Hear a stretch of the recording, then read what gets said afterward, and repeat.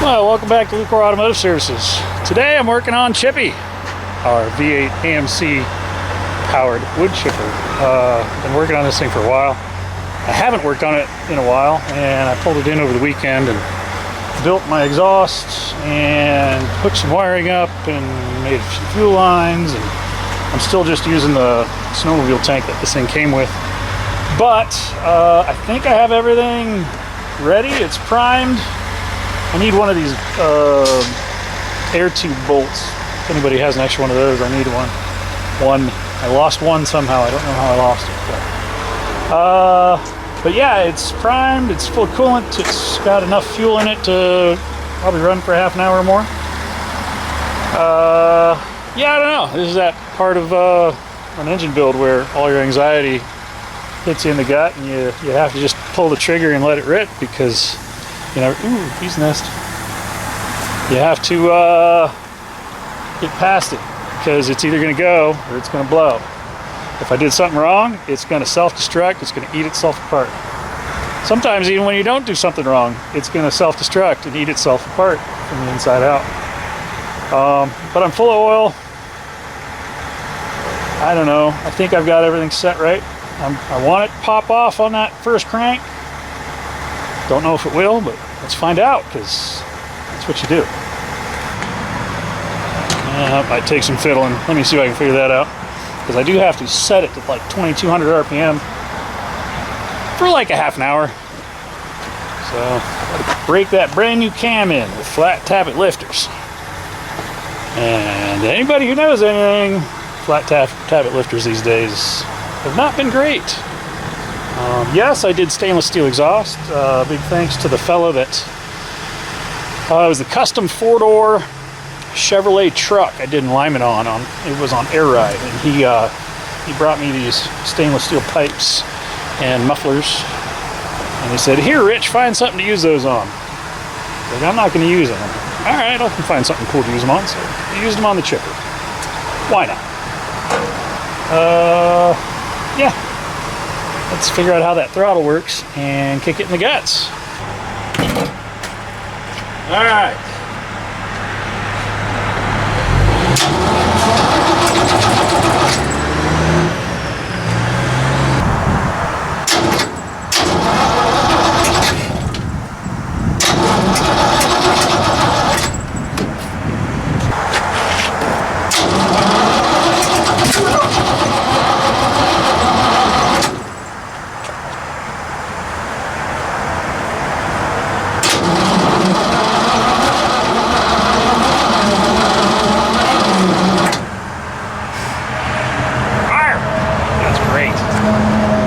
Probably a good thing it didn't start. I had a fuel leak. Could have ended badly. Looks like my other fittings are tight. No, not looking great.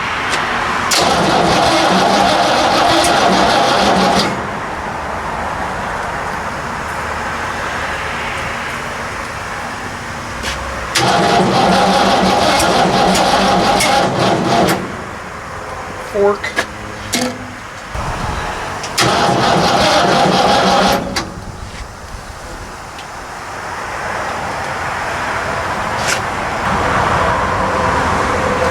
Fix that. Plenty of good stuff. Well, I left last night defeated and angry, and I walked away. Engine cranking speed's not where it needs to be. It never has been with this piece of equipment, and I'm questioning the negative battery cable, because it's attached in 2 points, one with a thick wire, one with a thin wire, and it melted the sheathing off the little wire. I'm going to hook up the wrecker with the jumpers and see if I can get the cranking speed up. We'll figure out if the cam's wasted or not when we get this thing running, but we have to get it running. So I'm going to see if I can get this thing to spin over, crank over quickly with additional battery power. And then we'll figure out what we got to do from there, because there's still problems. We have to solve those.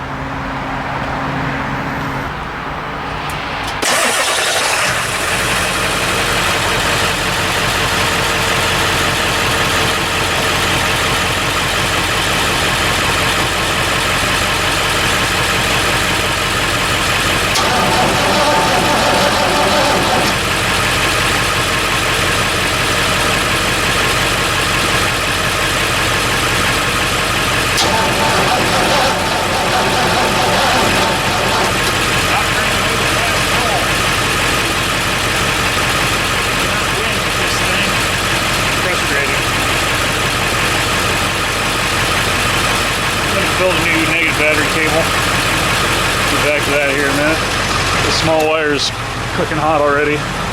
Even with a jumper pack on there, I don't feel like I'm getting what I need. It turns out I had my distributor 180 out, which is a rookie mistake.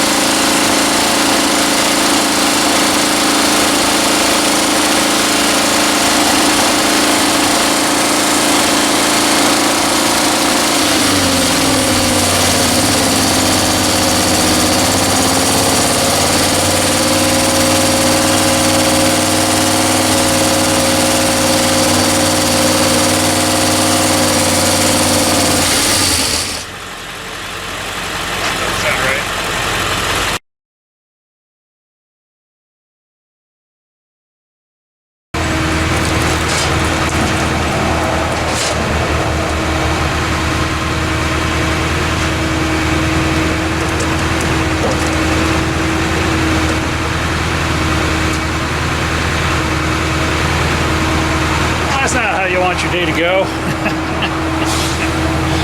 I screwed up. Well, life isn't full of easy things to do. I screwed around and I found out that when you leave the galley plugs out of the front galleys on an engine, it destroys itself in under 2 minutes. So we pulled down my 304 AMC and you can see I'm oil starved at the, what is that, number 7? Yeah, number 7. So number 7's oil starved. Number 7 is the last rod to get oil in the process of everything getting oiled in these engines. And when you end up having low oil pressure, because you're an idiot, you did something wrong, you get to do it again. Shame on me for walking away from this so many times. It's funny because when you put the timing set on, you're looking right at it. I don't know how I missed that. And I think I even commented earlier that when I was priming the oil system, it didn't feel quite right. And I was correct. So now I know the difference between the load on the drill when I'm priming an oil pump and it's not building enough pressure. So yeah, fun stuff. Gonna clean everything up. The rod bearing doesn't look like it spun, it looks like it melted. So I'm gonna take the crank over and have it reground or polished. I'll let the machinist make that call. there's a lot of transfer, so maybe I'll get lucky and we'll just have to clean the transfer up.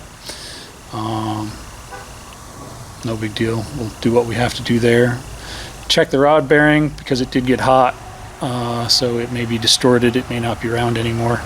All of the other rod bearings actually look perfect. Even the mains actually look pretty good. I'll have to ask him about the cam because that's a brand new cam and it never got through the heat cycle. Oh, that's Mike right now. Hang on a second. So yeah, my main bearings actually look fine. I've got some minor scuffing of the initial cover material. My rod bearings actually all look great except for the one that cooked itself. That's the one that was next to it. It doesn't look great because it was starting to get transfer from the other one. But